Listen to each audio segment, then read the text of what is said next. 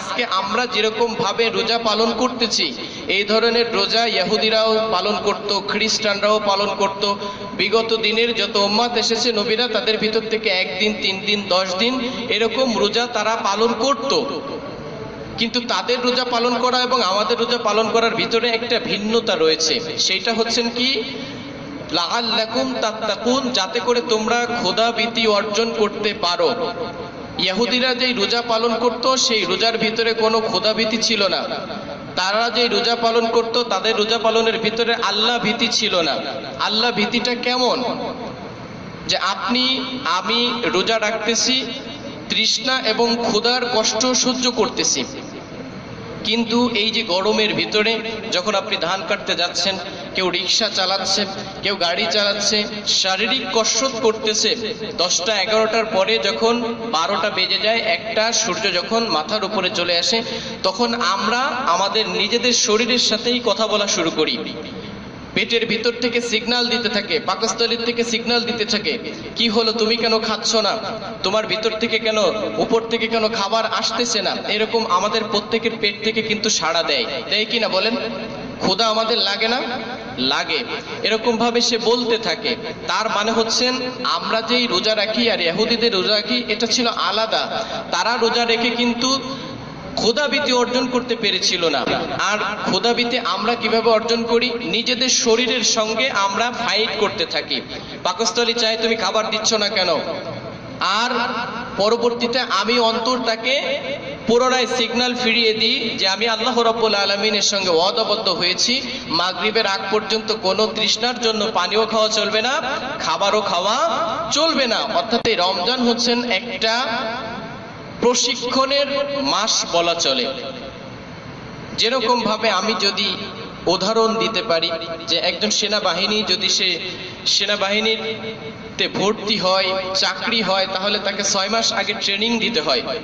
Training দেওয়া লাগে না? পুলিশে যদি ভর্তি হন 3 মাস ট্রেনিং দেওয়া লাগে, 6 মাস ট্রেনিং দেওয়া লাগে। ফায়ার সার্ভিসে যদি কেউ ভর্তি হয় তাহলে তাকে ট্রেনিং দেওয়া লাগে। আর এই ট্রেনিং কালটা, এই প্রশিক্ষণ পিরিয়ডটা কিন্তু খুবই সহজ থাকে। একজন ফায়ার ফাইটার অর্থাৎ অগ্নি নির্বাপক কর্মী, সে যখন নিজেরা আগুন ধরায় নিভানোর চেষ্টা করে, এই আগুন ধরানোর নিজেরা ধরায় যখন আগুন নিভানোর চেষ্টা করে, আর বাস্তবিক পক্ষে যখন কোনো বিল্ডিং এ আগুন ধরে, সেটা আকাশ পাতাল ডিফারেন্স। কারণ হচ্ছেন এই যে প্রশিক্ষণ কালে যখন আগুন ধরায় আগুন নিভানো হয়, এই আগুনটা নিয়ন্ত্রিত থাকে, খুব বেশি আগুন ধরানো হয় না। গ্যাস দিয়ে কোনো একটা আগুন ধরে দেওয়া হয়, কোনো ব্যারেলের ভিতরে দেওয়া হয়, ওটা বস্তা দিয়ে ঢেকে দেওয়া হয়, এটা প্রশিক্ষণের জন্য। আর এই প্রশিক্ষণ কালটা খুব সহজ থাকে। কিন্তু এই অগ্নি নির্বাপক কর্মী যখন বড় বড় বিল্ডিংয়ে 20 তলা 10 তলা বিল্ডিংয়ে যখন আগুন ধরে যায়, তখন এই আগুন নিভানোটা কি অত সহজ হয়? যখন প্রশিক্ষণ নিয়েছিল, এই দুইটা আগুন নিভানোর ভিতরে আকাশ পাতাল ডিফারেন্স থাকে না? বলেন, কি কথা বলেন? নির্ধারিত যেভাবে আপনি প্রশিক্ষণ কালে আগুন নিভানো সহজ হয়, কিন্তু বাস্তবিক পক্ষে অতটা আগুন নিভানো সম্ভব হয় না। সেনাবাহিনীতে যখন ভর্তি হয়, 6 মাস ট্রেনিং শুরু করে, প্রথম দিন যখন ট্রেনিংটা শুরু করে তখন কিন্তু তার জীবন বেরিয়ে যাওয়ার উপক্রম হয়, খুব কষ্ট হয়, দেওয়ালের ভিতর লাভ দেওয়া লাগে।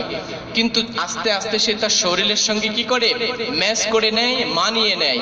ঠিক অনুরূপ ভাবে 1 মাস রোজা রাখার জন্য, রোজা রাখার ভিতর দিয়ে আপনি আপনার আত্মাকে শক্তিশালী করতেছেন, আপনার শারীরিক চাহিদা, জৈবিক চাহিদা, এটাকে আপনি দাবিয়ে রাখতেছেন এই প্রশিক্ষণ কালটা।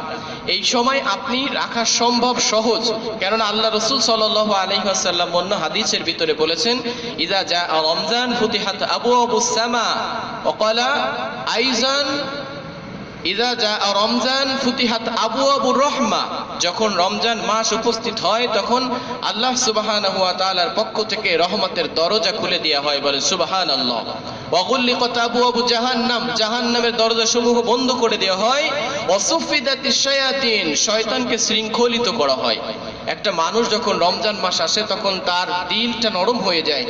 নামাজ পড়তে যতটা মনোবাসনা থাকে, রমজানের বাইরে সে কিন্তু অতটা বেশি আল্লাহর প্রতি সহনশীল থাকে না, আল্লাহর হুকুম আহকাম পালনের প্রতি সে ততটা বেশি ভীতু থাকে না, যতটা বেশি এই রমজানে থাকে।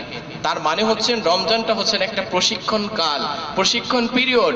এই সময় আপনি যতটা সহজে রমজানের রোজা পালন করতে পারবেন, আল্লাহ সুবহানাহু ওয়া তাআলার হুকুম আহকাম পালন করতে পারবেন, বাস্তবিক পক্ষে ওই অগ্নি নির্বাপক কর্মীর মতো যখন এই মাসটা বেরিয়ে যাবে, যখন রমজান মাসটা বেরিয়ে শাওয়াল মাস আসবে, অন্য মাসে যাবে, তখন আপনার শয়তানের সঙ্গে ফাইট করাটা রমজান মাসে যতটা সহজ ওই সময় ততটা বেশি সহজ হবে না।